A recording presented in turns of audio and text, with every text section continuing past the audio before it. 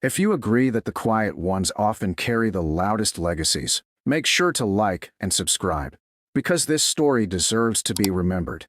They found the box by accident, tucked behind a stack of paint cans in a rusted locker no one ever used. Training Range 6B, Fort Durrell's old breach house, was being prepped for demolition when someone finally opened it. Inside, medals no one in that building had ever seen, and a letter signed by a general. At the bottom, one line, underlined in fading ink. "Do not forget Staff Sergeant Rena Cho. She taught us how to fight blind." The room went silent. The demolition halted, and someone whispered, "Wait, isn't that the janitor?" But let's rewind. They never called her Staff Sergeant. They barely called her anything at all. Most days, she was just ma'am or hey. If you were particularly dismissive, mop lady. She wore an old gray coverall stitched with a faded facility patch. Combat boots that looked surplus 2 wars ago. Hair tied back in a tight knot. Steel gray, the kind that refused to fade quietly. She showed up before sunrise, sweeping spent casings from the concrete, where Navy SEALs and special warfare trainees screamed through breach drills. She stayed through the noise, through the recoil, through the mock battles fought with rubber knives and sim rounds. And when the dust settled, she swept. No one asked why she worked the range, or how she moved so easily between rifle pits, never flinching at a bang. The recruits didn't notice the way her eyes tracked movement. Automatic, fluid, precise. They noticed her silence, though, and filled it with assumptions. "Bet she used to fold towels at supply," one trainee muttered. "She's here to clean brass, not bark orders," another joked. Only one thing was consistent. She never spoke back. Even Lieutenant Maris, sharp jaw, louder voice, brushed her off like furniture. "Eyes forward, gents. The mop's not part of your squad." Recruits laughed. Maris grinned. Rena didn't look up, but if you watched carefully, you'd notice she never missed a detail. When the team failed room 3's entry test for the 5th time, Maris blamed the door frame.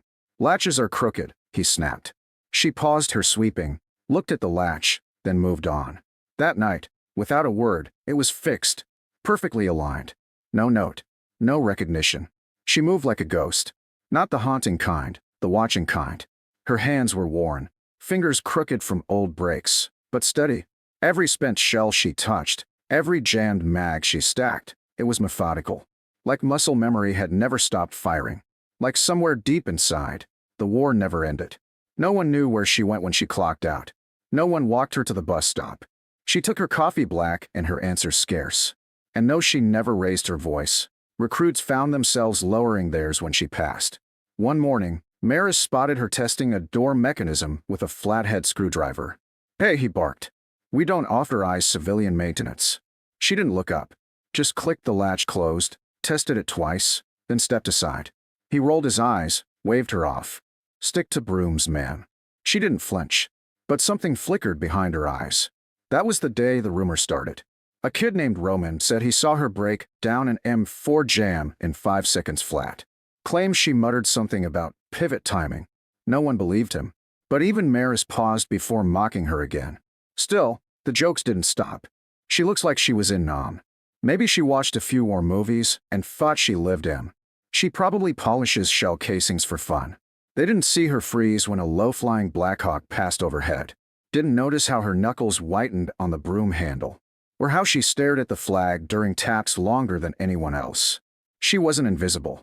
She was just filtered out. Then there was the binder. Every Friday, she left a manila binder on the corner of the range master's desk. No name, just observations. Drill timing errors. Malfunction trends. Safety flaws. Most ignored it. But one corporal finally flipped through and muttered, "This stuff's better than our own diagnostics." Maris tossed it aside. Probably copied it from a manual. They didn't know Rena wrote part of that manual. Not that she told them. She never told anyone. But sometimes, late at night, when the range was empty and she thought no one watched, she'd walk the kill house alone. Not sweeping. Not working. Just walking. Room by room. Pausing in doorways. Eyes far away. Remembering. The rookies were too young to notice. The officers too proud.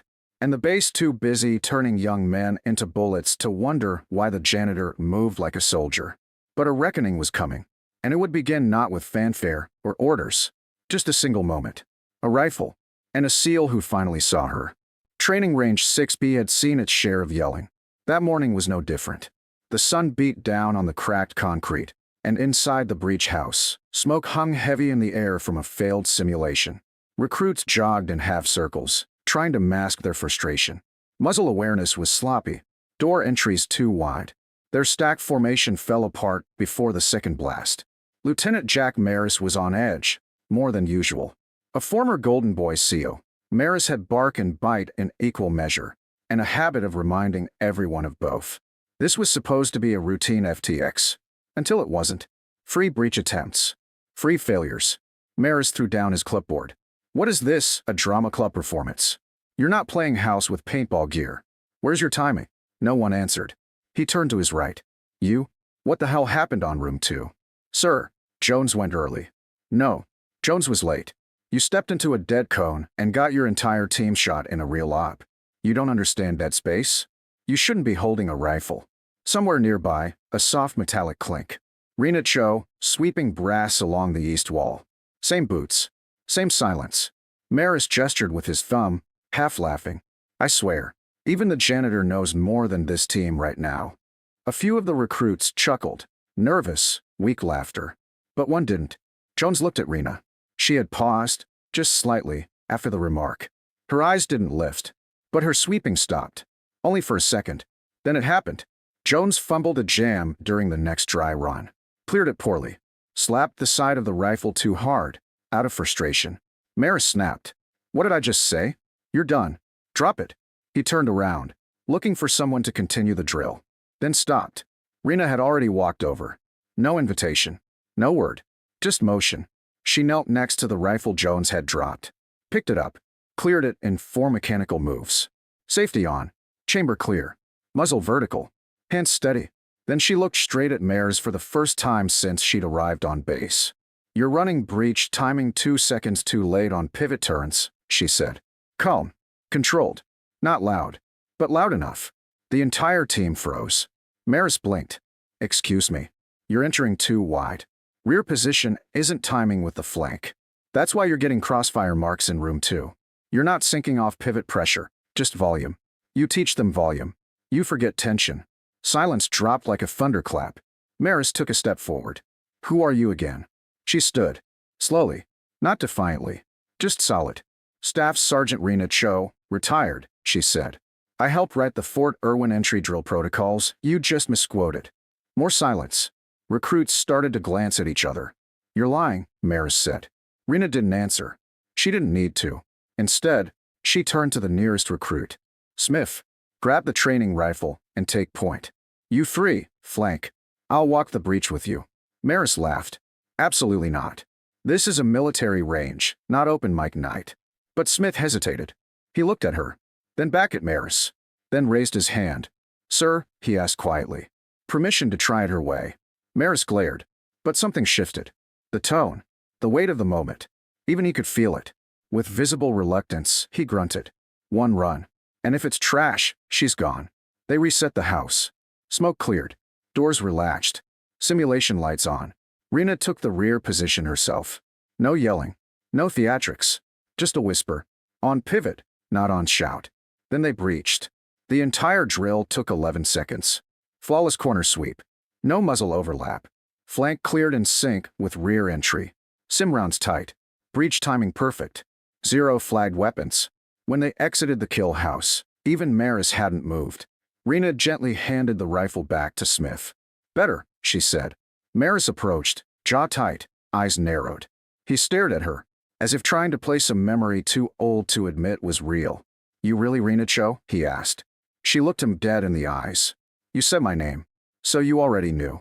He didn't respond. Instead, without saying a word, he reached for his own rifle, the one he hadn't let anyone touch all morning, and handed it, grip first, into her hands. She accepted it. No smile. No nod. Just that same quiet authority.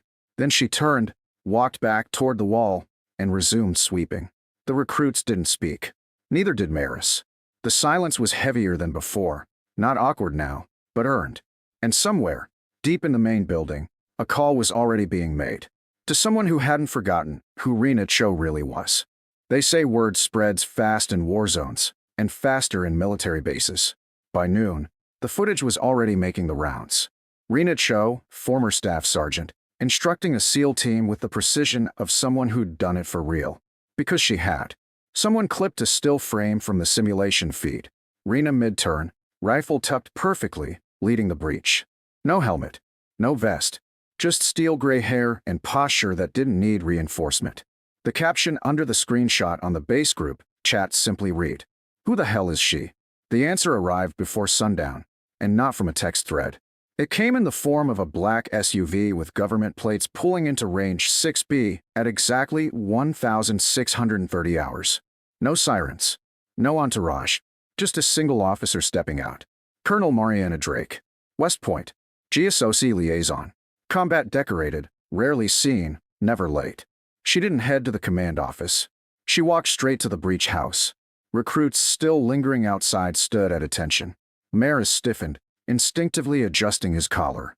But Colonel Drake didn't acknowledge him. She approached Rena, who was, once again, sweeping brass from the floor. Quiet, focused, exactly where she'd been that morning, as if the entire day hadn't happened. Drake stopped just short of her. "Staff Sergeant Cho," she said. Rena paused mid-sweep, then stood. Slowly. "Ma'am." Drake reached into her coat, pulled out a laminated folder, and held it chest high. "We never closed a record. We just stopped being brave enough to follow it." She handed the folder over. Inside, citations, photos, field reports, and on the final page, a handwritten note, faded, dated 1996. "Cho is the only reason we made it out of LZ Dogwood. She didn't just hold the rear. She taught us how to die slower, smarter, and louder. That woman doesn't talk much, but when she does, take notes. She sees everything we miss." Lieutenant Commander Callahan, DevGru. Behind them, no one spoke. Maris was the first to break the silence. "You taught in DevGru rotations?" Rena didn't look at him. Once. Colonel Drake turned. More than once. She pioneered blind breach protocol. Developed silent room-clearing variants during blackout ops in Tagap province. Led 5 field extractions where command never authorized the mission, because she didn't wait for permission. She waited for right. Someone exhaled audibly. Drake stepped toward Maris. "Lieutenant, you have command over range 6B, yes?" "Yes, ma'am." "You no longer do." Pause. Effective immediately, Staff Sergeant Cho is reinstated as civilian tactical advisor to Fort Durrell with instructional command authority during breach simulations. Maris swallowed. "Reinstated." Drake nodded. "That's correct. She's been watching this base fail upward for 6 years. Thought she was just sweeping? She's been documenting every broken latch, every misaligned sensor, every lazy protocol you didn't correct. And she didn't file a single complaint. Not because she couldn't, because she believed someone would eventually notice. Turns out they didn't." She turned to Rena, gentler now. "But I did." Rena simply nodded once. "I didn't come here to take it back," she said softly. "Just to make sure the next ones don't die because the last ones got sloppy." And just like that, she was no longer invisible. The next week changed everything. Recruits began lining up before drills. Not for inspection, but for instruction. They came early, stayed late. They asked questions no one had ever encouraged before. "What's your trick for reading wall bounce on entry? How do you check blind corners without a mirrored sight? Why do you listen before breaching, even when time's tight?" And she answered. Not like a general. Not like a YouTube tactical guy. She taught the way memory teaches, slow, steady, earned. She showed them the difference between clearance and clearance under pressure, between movement and intention, between a loud entrance and a lasting impression. And they listened. Not because they were ordered to, because they wanted to. Lieutenant Marist stayed mostly quiet. He trained. He observed. And every day, when the drills wrapped in brass littered the floor, he waited until she finished sweeping and then helped. Not to apologize, but to start learning. They didn't call it a ceremony. No speeches. No salute. No flags folded. Just a change in signage. At the entrance to Range 6B, a new placard was bolted to the steel. "Showroom. For those who teach by watching and lead by waiting." Beneath it, embedded in glass, one of her old brass brooms. And beside it, a quote not attributed to her, but known by everyone who'd trained there since. "You don't teach courage by shouting. You teach it by walking slow enough to be followed. Rina Cho never gave interviews. She never wore her medals. She never asked anyone to remember her name. But they did. Not because she stood at the front of the room. Because she swept the back of it. Until someone finally paid attention.